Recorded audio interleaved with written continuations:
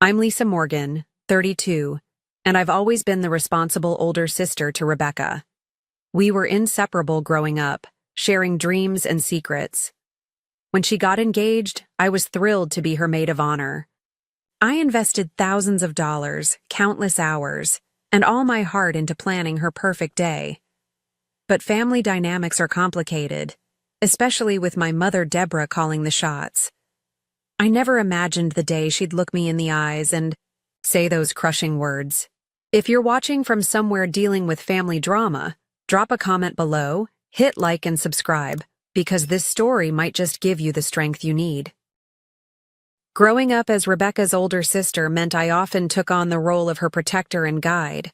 From teaching her to tie her shoes to helping her navigate high school drama, I was the constant in her life she could always count on. Our mother, Deborah, never tried to hide her favoritism. Rebecca was the golden child with her artistic talents and bubbly personality, while I was the practical one who needed to lighten up. My father Thomas existed in the periphery of our family dynamics, choosing peace over confrontation whenever Mom's behavior crossed lines. As the responsible eldest child, I became the family's problem solver by default. When the roof leaked, I arranged for repairs. When bills piled up, I quietly covered the shortfalls from my savings. This pattern continued into our adult years, with me supporting Rebecca financially through her art history degree when our parents' contributions fell short. My own path led me to become a financial consultant at a prestigious firm in Boston. The irony wasn't lost on me that while I managed multi-million-dollar portfolios for clients, I was still expected to manage my family's finances too. I didn't mind, though. Helping Rebecca achieve her dreams gave me genuine joy. When Rebecca met James Wilson at an art gallery opening 3 years ago, I knew instantly they were perfect for each other. James came from a wealthy family but wasn't flashy about it. He valued Rebecca's artistic perspective and supported her career ambitions. Their engagement after 2 years of dating surprised no one, and I was the first person Rebecca called, screaming with excitement through the phone. "Lisa, he proposed. You're going to be my maid of honor, right? I can't do this without you." Her voice bubbled with happiness that December morning. "Of course I will," I promised, already mentally planning how I could help make her wedding dreams come true. The initial planning stages were exactly what I'd imagined. Rebecca and I spent weekends browsing venues, discussing color schemes, and creating Pinterest boards full of inspiration. I took detailed notes during every conversation, wanting to ensure her vision became reality. My apartment slowly filled with bridal magazines and fabric swatches. The first sign of trouble came during what should have been a routine family dinner to discuss wedding budgets. Mom arrived with a leather-bound wedding planner I'd never seen before. "I've already put deposits down on the Clayton Hotel," she announced before anyone had even served their salad. "They only had one date available this summer, so I snatched it up." Rebecca looked surprised but pleased. "Mom, that's so generous. But Lisa and I were still comparing venues." "Darling, the Clayton books up a year in advance. We're lucky they had a cancellation." Mom patted Rebecca's hand while shooting me a triumphant glance. "Besides, I've always imagined your wedding there." That was the first of many decisions made without consultation. Within weeks, Mom had essentially taken over, transforming from occasional participant to wedding dictator. Vendors I'd researched were dismissed in favor of her friends' recommendations. The color scheme Rebecca and I had settled on was suddenly too drab. "It's fine," Rebecca assured me when I expressed concern. "Mom's really enjoying this, and it makes planning easier. Plus, she and Dad are contributing a lot financially." I bit my tongue and stepped back, still helping where I could but increasingly feeling like an outsider looking in. That feeling intensified when my cousin Megan started appearing in planning photos on social media. Megan had always orbited our family events with a particular interest in being part of the inner circle. Now she was suddenly accompanying Rebecca and Mom to vendor meetings I hadn't been invited to. In one Instagram photo, she was holding color swatches against bridesmaid dress options, a task I thought would be mine as maid of honor. Rebecca seems closer to Megan these days, I mentioned casually to my boyfriend Tyler one evening as I scrolled through yet another photo of them at a cake tasting. Maybe it's just because Megan has more free time, Tyler suggested, always the voice of reason. You've been slammed at work this quarter. I nodded, pushing down the nagging worry that something more significant was happening. After all, Rebecca and I had been each other's constants for 30 years. A few weeks of wedding planning couldn't change that, could it? But as spring progressed, the invitations to planning events stopped coming altogether. When I called Rebecca to check in, her responses became increasingly vague and rushed. The detailed discussions about centerpieces and music selections were replaced with quick texts. Mom's handling it, or already figured it out. Meanwhile, I was still financially contributing to elements of the wedding, paying the deposit for the photographer Rebecca loved, but Mom thought was too expensive, ordering custom welcome baskets for out-of-town guests, and secretly arranging what I hoped would be the perfect wedding gift, a luxury honeymoon to Bali, complete with first-class flights and a private villa with ocean views. I told myself everything would return to normal after the wedding. This was just a stressful time, and soon my sister and I would laugh about Mom's wedding takeover over wine in her new married apartment. I didn't realize then how wrong I was, or how quickly the situation would deteriorate beyond what I ever thought possible. The day I discovered I wasn't invited to Rebecca's wedding dress shopping was like a punch to the chest. I found out through an innocent question from my coworker Natalie, who happened to be friends with the boutique owner. How was Rebecca's appointment yesterday? Sandra mentioned your sister found the one right away. I froze, coffee cup halfway to my lips. What appointment? Natalie's expression shifted from excited to uncomfortable. Oh, at Elegant Moments? Sandra said your mom, sister, and cousin had champagne and spent hours there.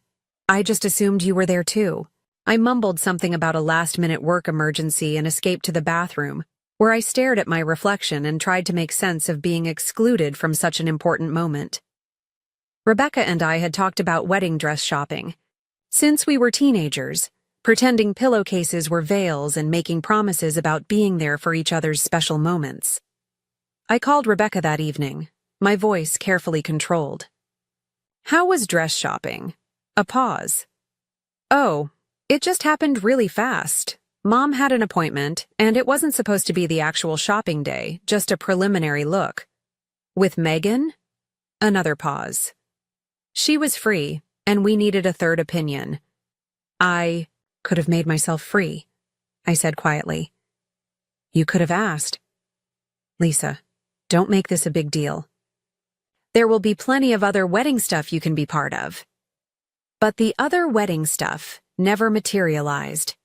The bridal shower was organized without my input, though I was asked to contribute financially to the venue.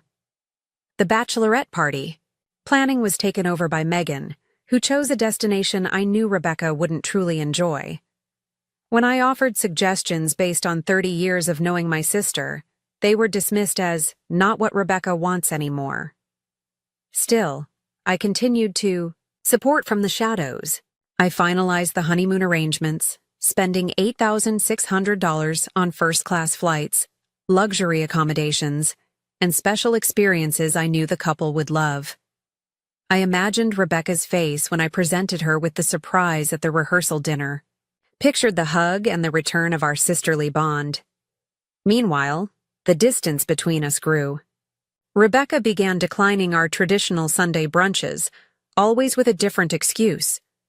When we did speak, our conversations felt scripted and shallow, nothing like the deep talks we'd always shared. Is everything okay between us? I finally asked directly after 3 weeks of increasingly sporadic communication. Everything's fine. I'm just super busy with wedding stuff, she replied, not quite meeting my eyes. Mom's been amazing handling all the details. At a family gathering in May, just 2 months before the wedding, I overheard a conversation that made my blood run cold. I had stepped into the kitchen to refill my water glass when I heard my name from the adjacent dining room. Lisa's always been difficult, my mother's voice carried clearly. Rebecca's finally seeing it now. Always has to control everything, make everything about her accomplishments. It must be hard for Rebecca, Megan responded, voice dripping with fake sympathy, especially during her wedding when she should be the center of attention. Exactly. That's why we've had to minimize her involvement. For Rebecca's sake. I stood frozen, water overflowing my glass as their words sank in. My own mother was actively working to exclude me from my sister's wedding, painting me as some sort of attention-seeking monster to anyone who would listen. That night, I broke down to Tyler, finally voicing the fears I'd been suppressing for months. What if they don't even want me at the wedding anymore? What if all this distancing is leading to something worse? Tyler pulled me close, his steady presence a contrast to my shaking hands. That's not possible. You're Rebecca's sister, and you've done nothing but support her. But what if Mom has convinced her otherwise? You don't know how persuasive she can be, how she twists things. Then you need to talk to Rebecca directly, Tyler said firmly. No more guessing, no more hoping it will get better on its own. You need to have a real conversation about what's happening. He was right. The situation had deteriorated too far for passive acceptance. I texted Rebecca the next morning. Need to talk about the wedding and our relationship. Can we meet tomorrow? Her response came hours later. Really busy with wedding stuff. Come to Mom and Dad's on Thursday at 7. We can talk then. Those 5 days were among the longest of my life. I rehearsed what I would say, how I would calmly express my hurt without accusation. I reminded myself that Rebecca might be caught in the middle, pressured by our mother's strong personality. I arrived at our parents' house Thursday evening with a heart full of hope for reconciliation and clarity. I had no idea I was walking into an ambush that would shatter my relationship with my family and force me to redefine what loyalty and self-respect truly meant. The evening air felt unusually still as I parked outside my parents' colonial-style home that Thursday. The familiar driveway where Rebecca and I had played hopscotch as kids now felt like foreign territory. I checked my reflection in the rear-view mirror, straightened my blouse, and took a deep breath before heading to the front door. Mom answered before I could even ring the bell, her expression unreadable. "We're in the living room," she said curtly, turning without waiting for my response. The scene inside felt staged. Dad sat in his usual armchair, looking uncomfortable and slightly gray. Rebecca perched on the edge of the sofa, eyes down, fingers twisting in her lap. Mom positioned herself standing behind Rebecca, one hand on the sofa back in what looked like a protective stance. And there, in what had always been my spot during family discussions, sat Megan, looking simultaneously smug and concerned. "What's going on?" I asked, remaining standing when no one offered me a seat. "Rebecca," I thought, "we were going to talk about the wedding." "That's why we're all here," Mom interjected before Rebecca could speak. "There's something you need to understand about the wedding." A strange stillness settled over me, a calm before a storm I could feel approaching. "We've been discussing things," Mom continued, her voice taking on the patronizing tone she'd perfected over decades. "As a family. And we all agreed that your involvement in the wedding has become problematic." "Problematic?" I echoed, looking directly at Rebecca, who still wouldn't meet my gaze. "Your controlling behavior, your need to make everything about yourself," Mom said, ticking off points on her fingers like items on a grocery list. "The way you've tried to overshadow Rebecca's special time with your opinions and your financial contributions." I felt as though I'd stepped into an alternate reality. "Rebecca?" I prompted, desperate for my sister to speak for herself. She finally looked up, her expression a mixture of guilt and rehearsed resolve. "It's just been really stressful, Lisa. Every time you get involved, there's tension.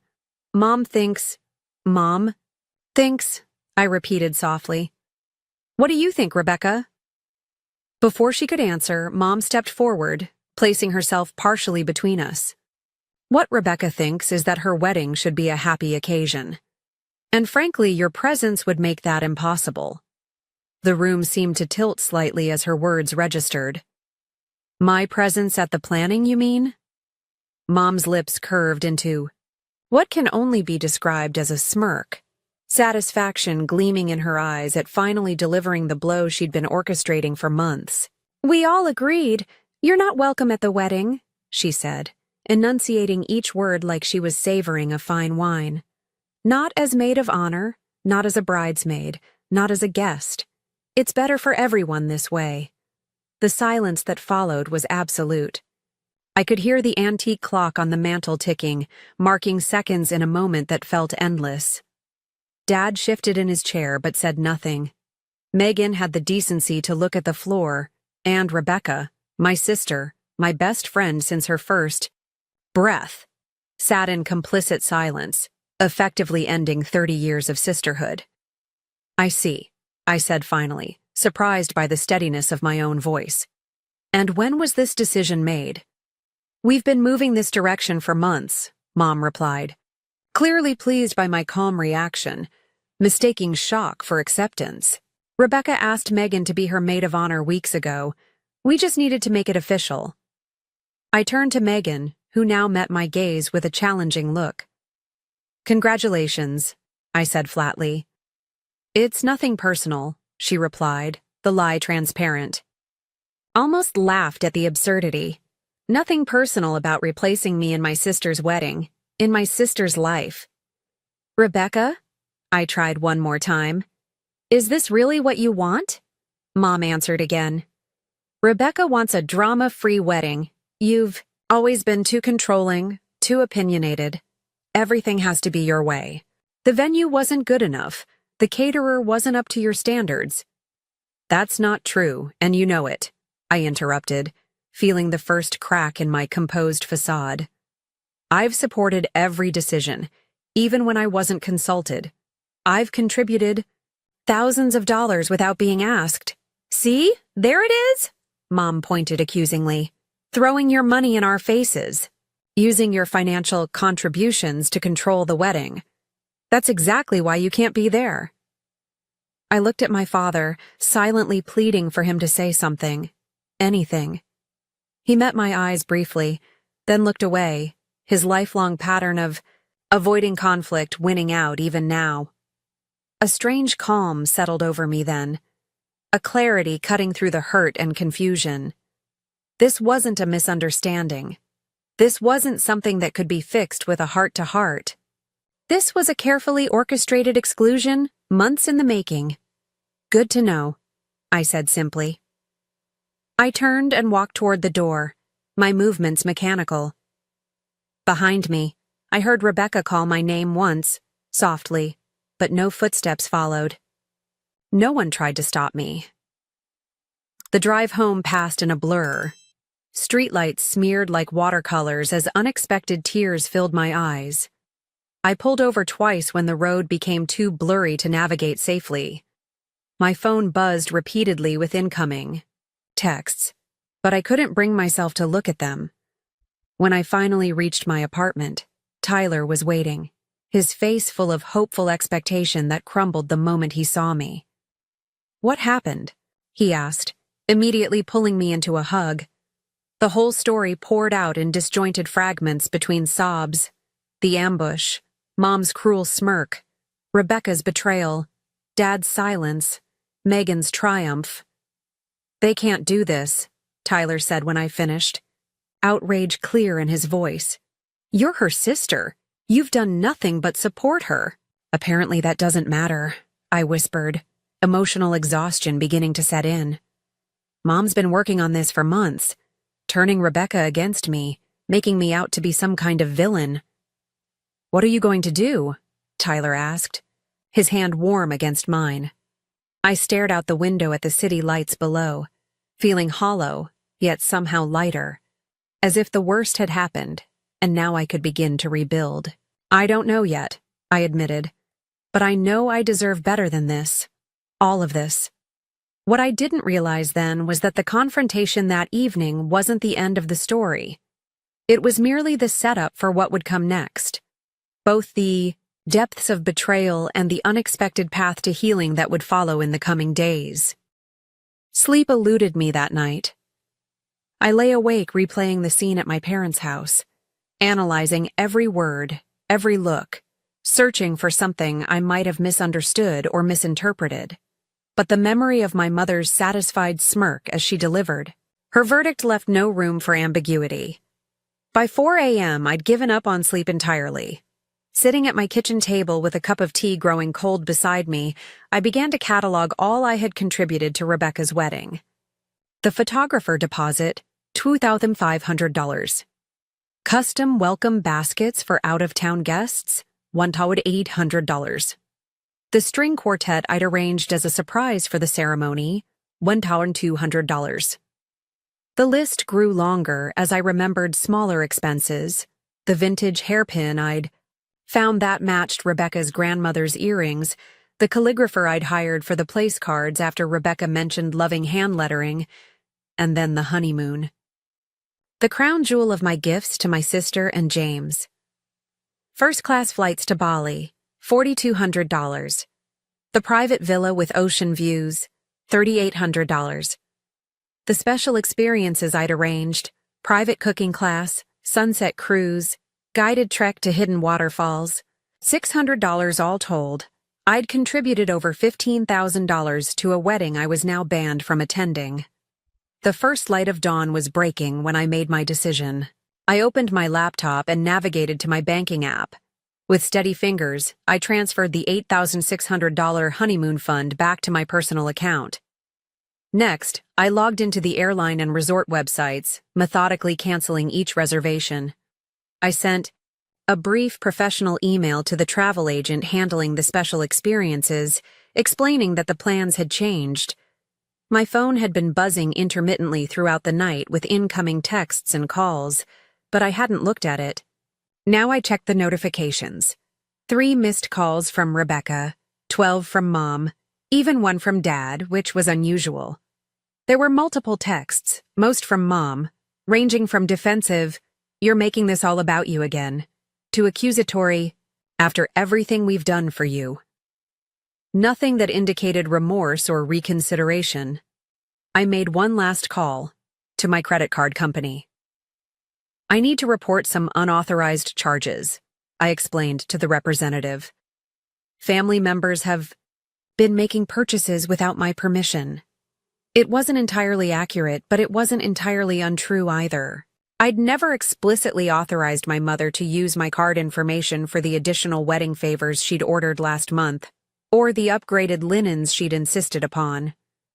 By 7 a.m., I'd methodically untangled my financial ties to Rebecca's wedding. I sent a brief email to my boss explaining I needed a personal day, then turned off my phone completely.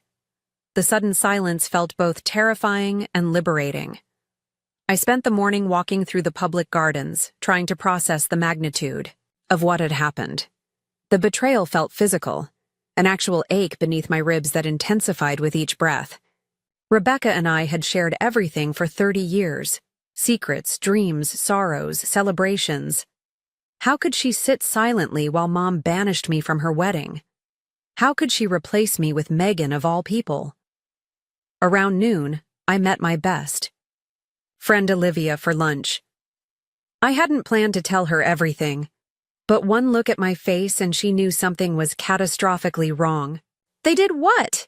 she exclaimed when I finished explaining, loud enough that neighboring tables turned to look. "Your own mother said that to your face?" I nodded, pushing salad around my plate without eating. And Rebecca just sat there?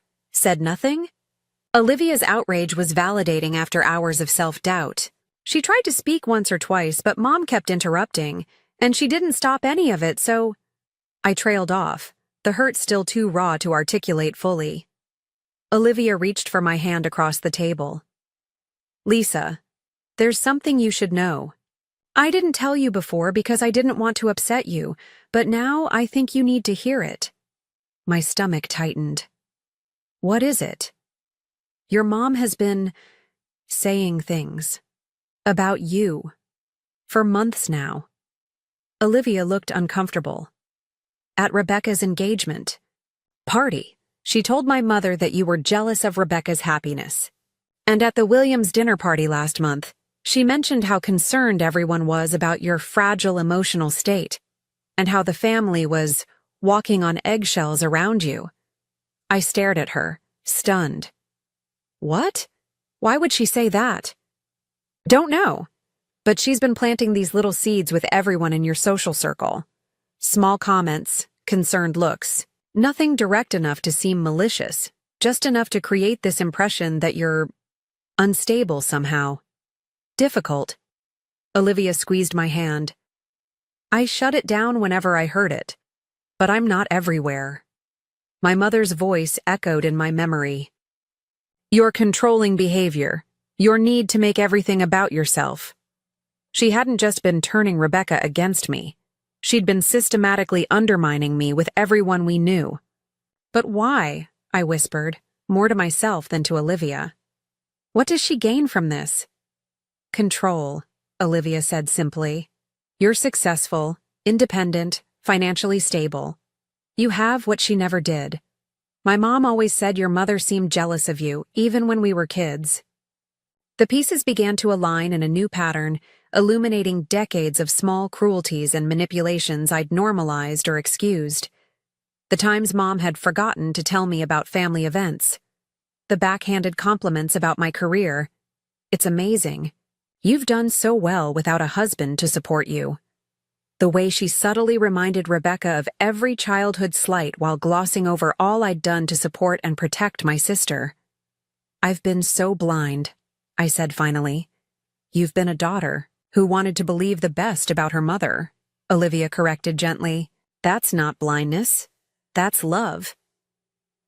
By the time I returned home that afternoon, I felt different, still hurt, but clearer about what was happening and what I needed to do. I turned my phone back on and watched as notifications flooded in. 28 missed calls in total. Voicemails ranging from my mother's cold fury to my father's uncomfortable attempts at peacemaking. And one message from Rebecca, sent at 3:42 a.m. that changed everything. I'm so sorry, Lisa. Mom's been lying to me about you for months. James and I just found out what she did with the honeymoon reservations. Please call me, please. I need my sister back. I stared at Rebecca's message for a long time, my thumb hovering over the call button without pressing it. The raw emotion in her text felt genuine, but after months of manipulation and yesterday's brutal confrontation, I wasn't ready to dive back into the chaos without understanding more. The other messages painted a picture of family implosion. Mom's voicemails evolved from righteously indignant, "How dare you cancel the honeymoon after promising it as a gift?" to threatening, "You've left me no choice but to tell everyone about your behavior," to an unconvincing attempt at reconciliation. "We can still fix this if you apologize." Dad's messages were fewer and more subdued. "Your mother is very upset," he said in one, background noise suggesting he was calling from his car to avoid being overheard. "I didn't know about any of this until yesterday. Please call when you can." Other family members had begun weighing in too. My Uncle Robert, always Mom's ally, left a stern lecture about respecting parents. My grandmother asked in her wavering voice if I was feeling all right, clearly having received Mom's version of events. But there were unexpected supporters too. Aunt Catherine, who rarely involved herself in family drama, left a surprisingly forceful message. "I've watched your mother do this before, Lisa. She did the same to me with your father. Call me, we need to talk." I decided to start there, calling my father's sister back first. "Oh, Lisa." Aunt Catherine's warm voice filled the line immediately. "I've been so worried.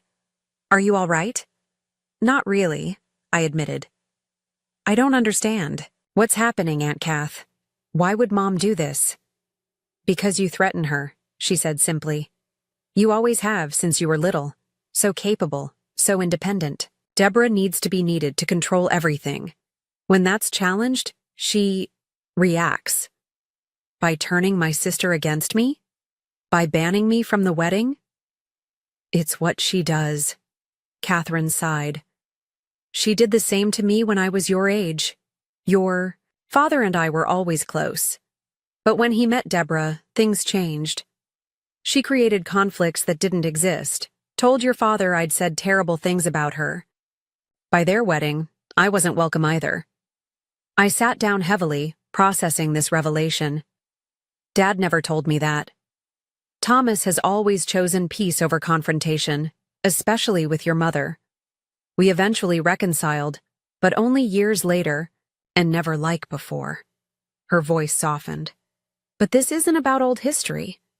This is about stopping the pattern now, before your relationship with Rebecca is permanently damaged.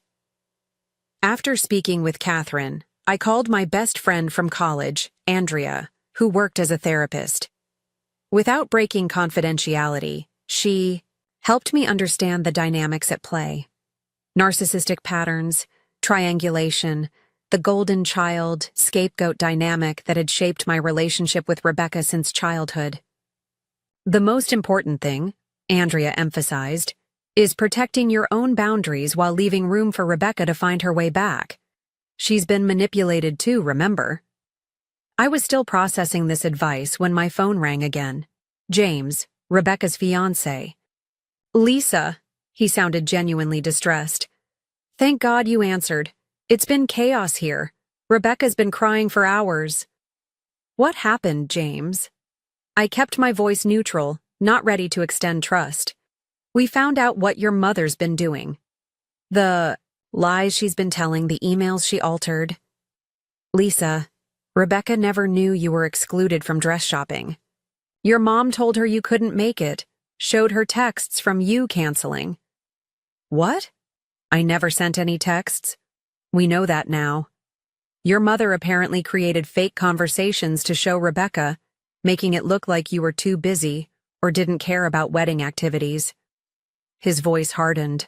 When we confronted her, she admitted to changing the names in the contact list on Rebecca's phone too, rerouting some of your texts to her own phone. The level of deliberate manipulation was staggering.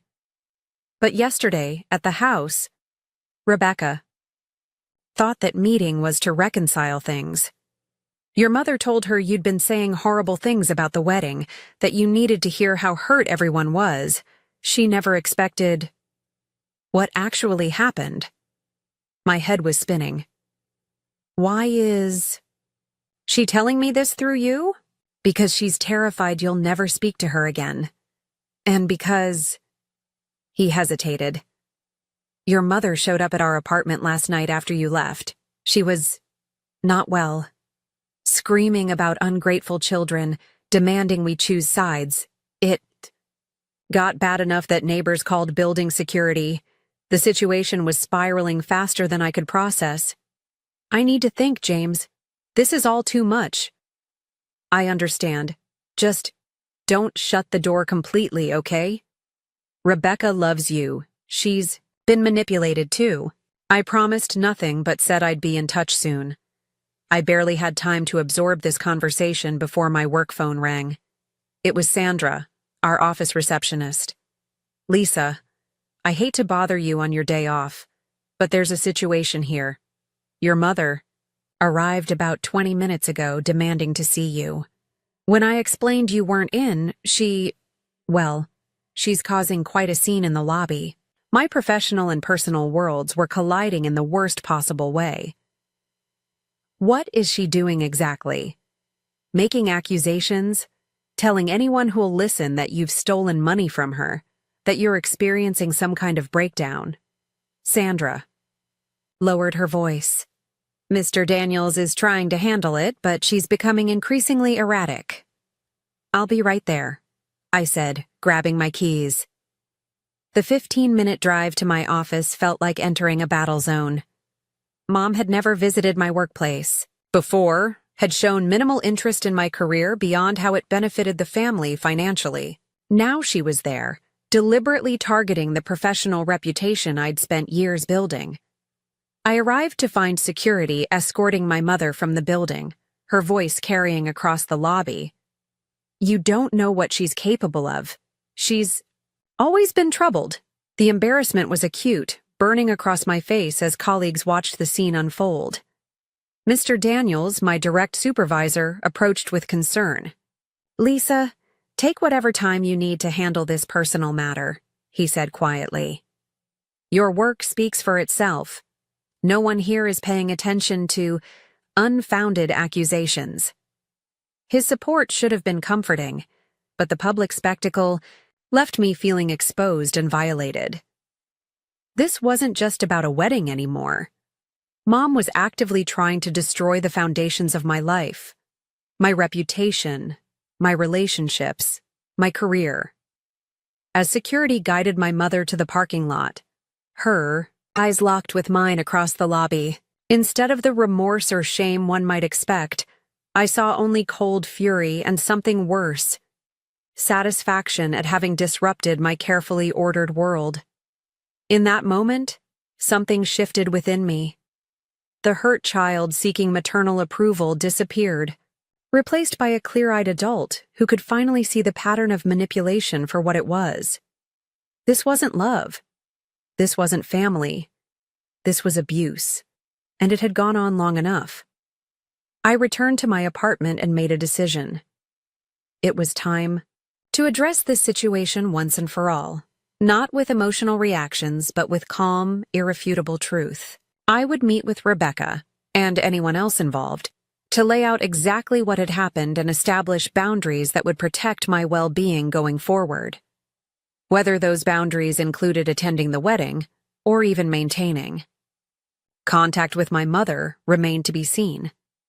But for the first time, I understood that I deserved better treatment than I'd received, and I was prepared to demand it. 2 days later, I sat at a corner table in a neutral location, a quiet cafe halfway between my apartment and Rebecca's. I'd arrived early to settle my nerves, arranging printed evidence in a folder beside me. Screenshots of original texts that contradicted Mom's fabricated ones, email confirmations of wedding arrangements I'd made, bank statements showing my financial contributions. Rebecca arrived alone, looking smaller somehow, her usual confidence diminished. Dark circles beneath her eyes matched my own.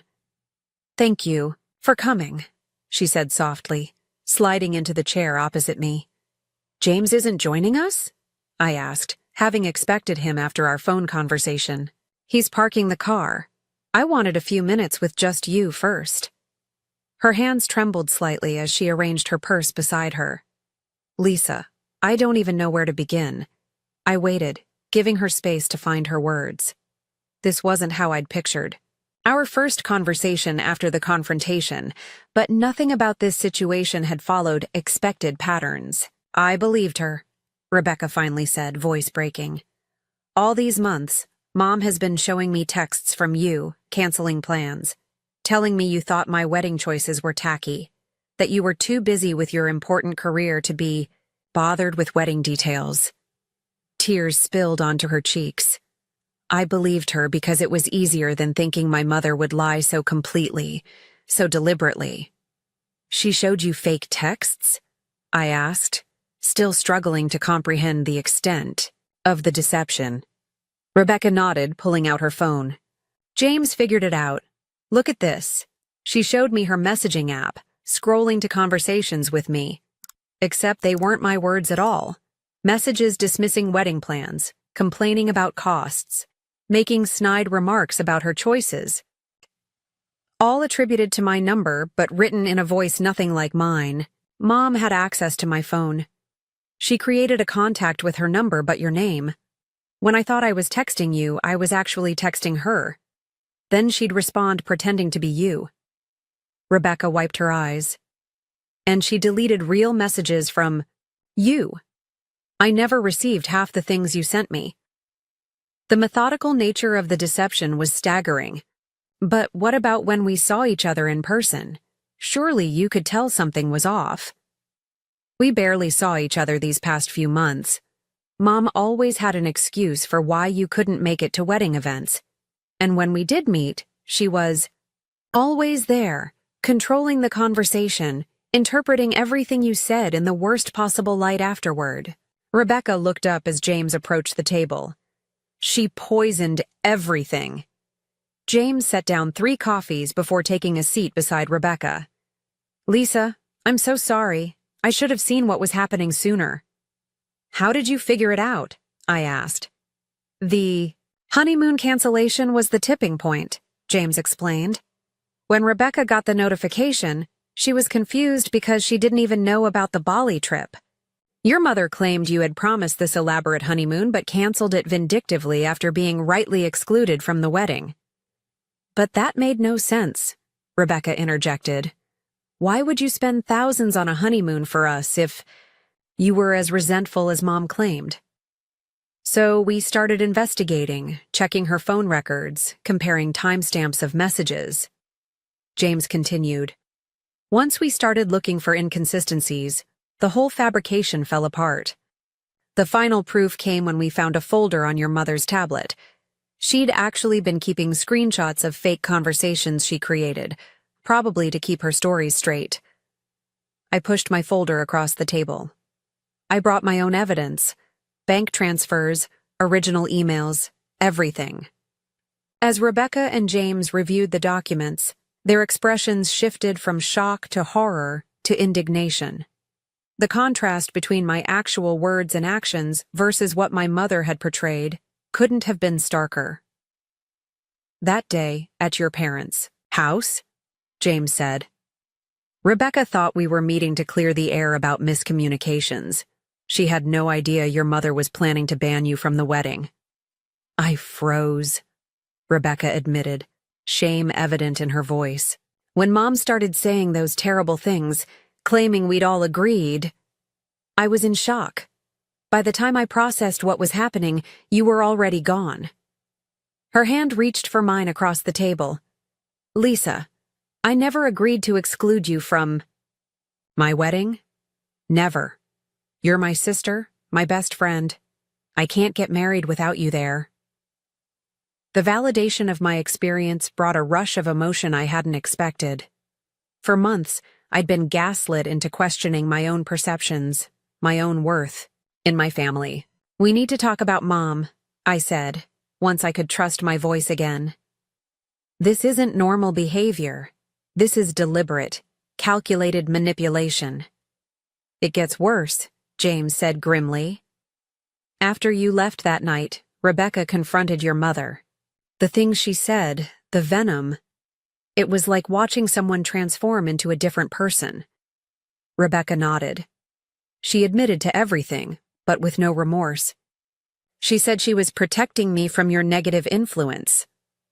When I said I wanted you back in the wedding, she threatened to withdraw all financial support and tell everyone in the family I was having a pre-wedding breakdown.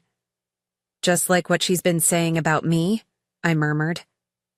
Exactly, James confirmed. It's a pattern she uses to discredit anyone who challenges her. We spent the next hour mapping out the full extent of my mother's manipulation. The altered texts, the diverted invitations, the rumors spread throughout, our social circle, the financial control. Each revelation built upon the last, creating a comprehensive picture of calculated emotional abuse spanning decades. I've arranged a meeting, I finally said, with Dad, Aunt Catherine, and a few other family members who need to hear the truth. A neutral family intervention of sorts. When? Rebecca asked. Tomorrow evening. Will you come? She nodded without hesitation. Of course. It's time everyone knew the truth. The family meeting the following evening was both difficult and necessary. We gathered in Aunt Catherine's living room, myself, Rebecca, and James, Dad, Aunt Catherine, and Uncle Paul, and our maternal grandmother Martha, who had specifically asked to be included after receiving concerning calls from Mom. I presented the evidence methodically, without emotion. The fake texts, the financial records, The witness accounts of Mom's public behaviors. Catherine shared similar experiences from decades earlier. James described Mom's meltdown at their apartment. Dad sat silent throughout most of the presentation, his face growing increasingly gray as the evidence mounted. When he finally spoke, his voice was barely audible. "I knew some of it," he admitted. "Not the extent, but enough that I should have done something long ago." He looked at me with eyes full of regret. "I chose peace over protecting you." "I'm so sorry, Lisa." Mom arrived last, having been told this was a wedding budget discussion. Her confident entrance faltered when she saw the assembled group and the evidence spread across the coffee table. "What is this?" she demanded, eyes darting between faces. "A chance for truth," I said simply. What followed was both predictable and painful. Initial denial. Accusations of conspiracy against her. Attempts to win allies through familiar manipulation tactics. When those failed, rage, cold and cutting, then hot and uncontrolled. And finally, when cornered by irrefutable evidence, tears and claims of misunderstanding, of only wanting what was best for the family. "I will not be treated this way," she declared when everyone remained unmoved by her performance. "After everything I've done for this family, for Rebecca's wedding—" "About the wedding," Rebecca interrupted, standing to face our mother directly. "Lisa will be my maid of honor, as I always wanted. If you can't accept that and behave respectfully toward her, then you will have a severely limited role in both the wedding and our lives going forward." Mom's face contorted with shock. "You would choose her over your own mother?" "I'm choosing truth over manipulation," Rebecca replied steadily. "I'm choosing health over toxicity." "Your father will never allow this." Mom turned to Dad, expectation clear in her expression. For perhaps the first time in their marriage, Dad didn't yield to keep the peace. "Deborah, enough. Look at what you've done. Look at the evidence. This stops now." The intervention didn't end with a neat resolution. Mom left in a fury, promising consequences for our betrayal. But something fundamental had shifted. The pattern of manipulation had been exposed, named, and rejected by those it was designed to control. As difficult family members and wedding dynamics go, we were far from the finish line. But for the first time, I felt we were all walking in the same direction, toward truth and healthier relationships, regardless of what that might mean for the wedding now just weeks away.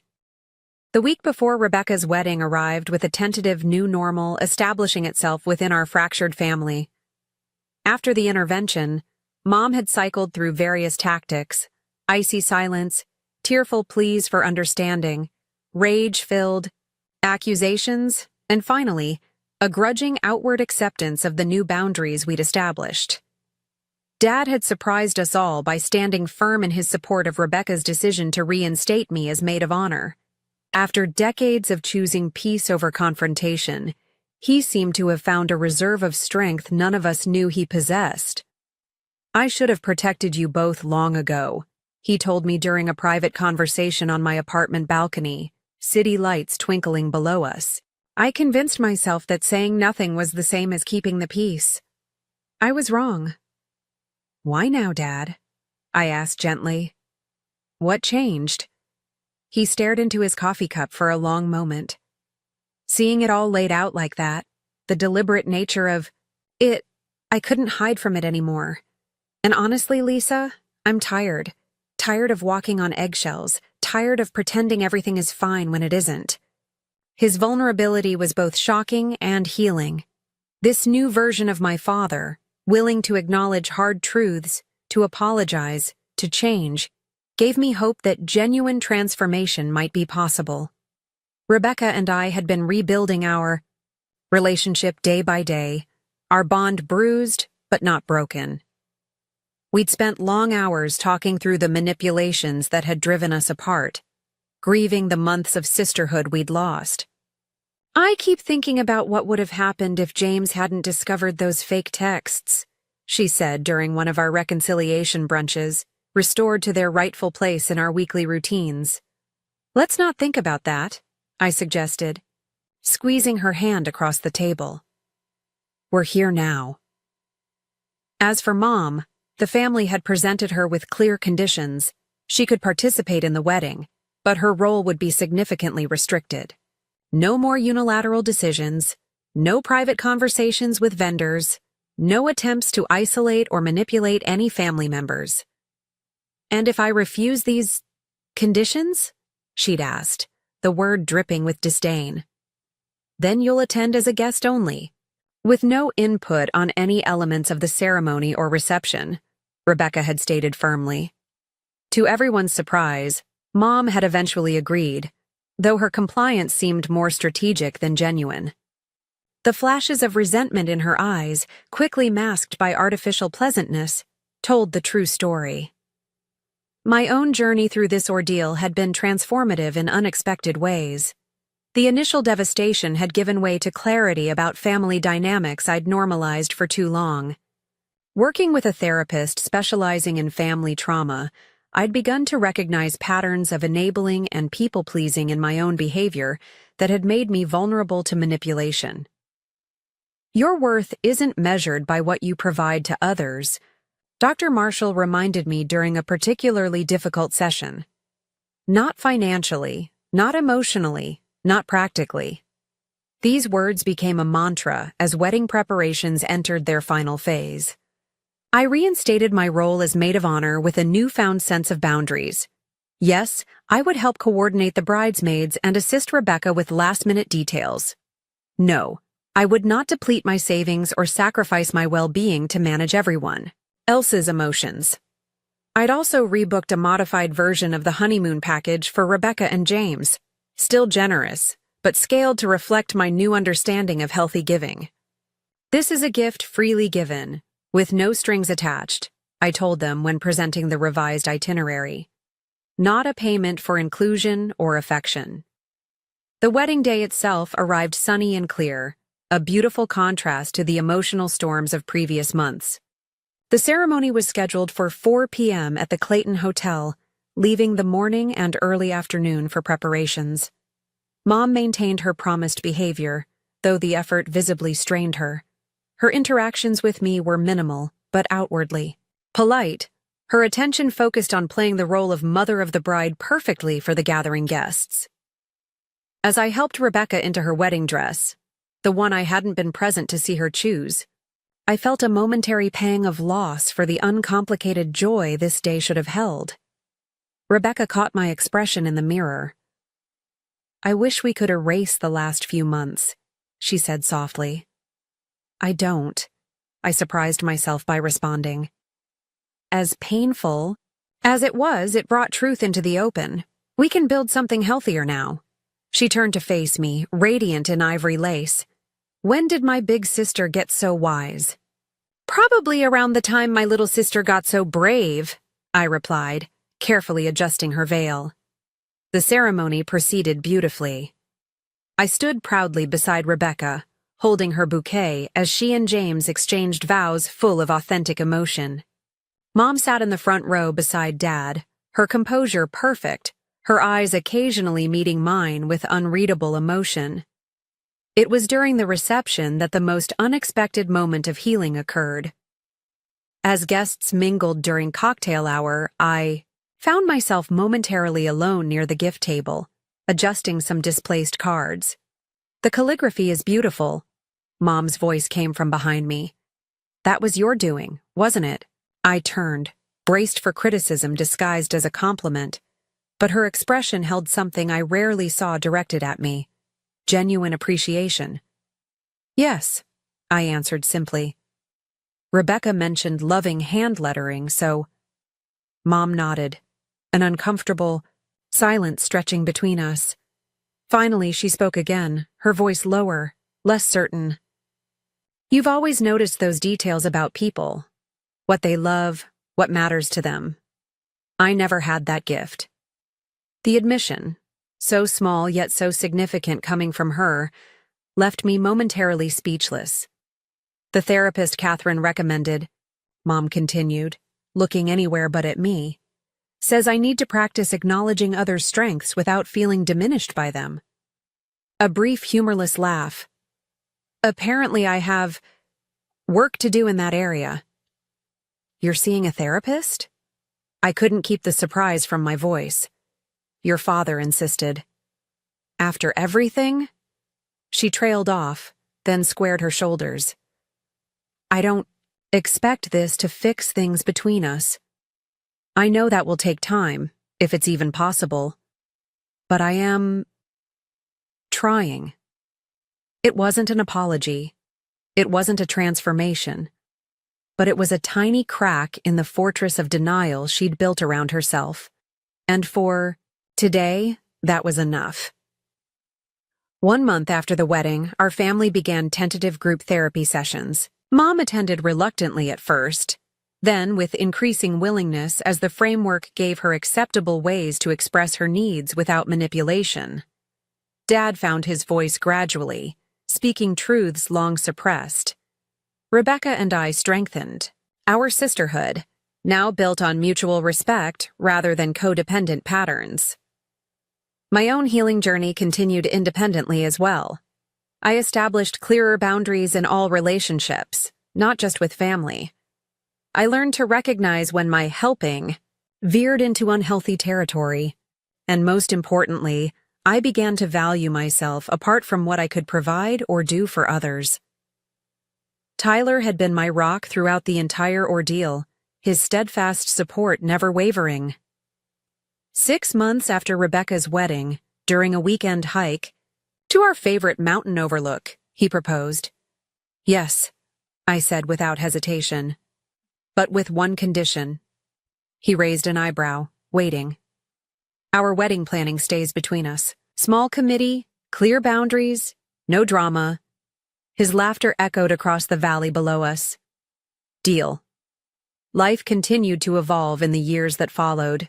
Mom's progress came in fits and starts, some days showing genuine growth, others falling back into old patterns. Dad discovered a newfound confidence that revitalized not just his marriage, but his long-deferred personal interests. Rebecca and James welcomed their first child, making me an aunt to a little girl whose middle name, Lisa, brought tears to my eyes.